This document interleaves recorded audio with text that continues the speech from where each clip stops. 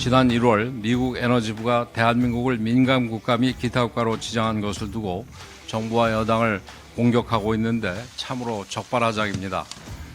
대통령이 탄핵된 상황에서 권한대행까지 탄핵하고 친중, 반미 노선의 이재명과 민주당이 국정을 장악한 것이 이번 사태의 가장 큰 원인입니다. 북한은 미국 안보에 직접적인 위협을 주는 테러 지원국이어서 위험 국가로 지정돼 있습니다. 이재명 대표는 그런 북한에 돈을 건넨 혐의가 재판에서 입증됐습니다. 유엔의 대북 제재 결의안까지 위반한 것입니다. 입만 열면 반미 정서를 드러내고 한미일 군사협력을 비난하며 북한 지령을 받은 것으로 드러난 민노총과 함께 거리로 나서고 있습니다. 이런 인물이 유력 대권 후보라고 하니 민감 국가로 지정이 되는 것입니다. 그럴 일 없을 거라고 믿습니다마는 혹시라도 이재명 대표가 정권을 잡으면 한미 동맹이 금이 가면서 대한민국의 외교적 신뢰는 땅에 떨어지고 우리나라의 경제 안보적 위상이 급격하게 추락할 수밖에 없습니다. 대한민국이 민감 국가가 아니라 위험 국가로 지정될 수도 있습니다. 국익이 걸린 외교사안 이재명 당대표의 숙대 선언으로 더불어민주당 제89차 최고위원회를 숙대하겠습니다. 미국의 민감 국가 지정을 엄중하게 인식하면서 정부와 먼저 긴밀히 이재명 소통하며 당대표의 모두 다양한 발언이 채널을 있겠습니다. 총동원해서 반드시 해결할 것입니다.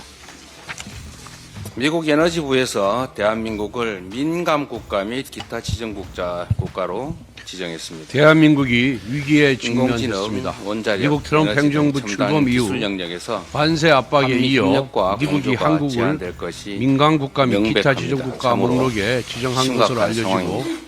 미국 국방부 장관이 방한 일정을 검토하다가 1년 취소하는 안에 등 핵무장할 수 외교안보 있다는 위기 상황이 또 축적되고 핵무장을 있습니다. 해야 된다는 문제는 이런 결국 정치적 혼란에서 허장성세, 비롯된 현실성 것입니다. 없는 민주당은 핵 북한, 무장론, 중국, 그리고 러시아를 적대시했다는 대한민국과 미국과 서방 같은 세계가 나라에서 경악할 만한 함부로 사유를 들어 윤석열 동맹국가에 대한 대통령을 통보나 탄핵했습니다. 언질도 없이 곧이어 주미대사 출신 대통령 계엄을 권한대행 선포하고 또 한덕수 총리까지 연락조차 탄핵하였습니다.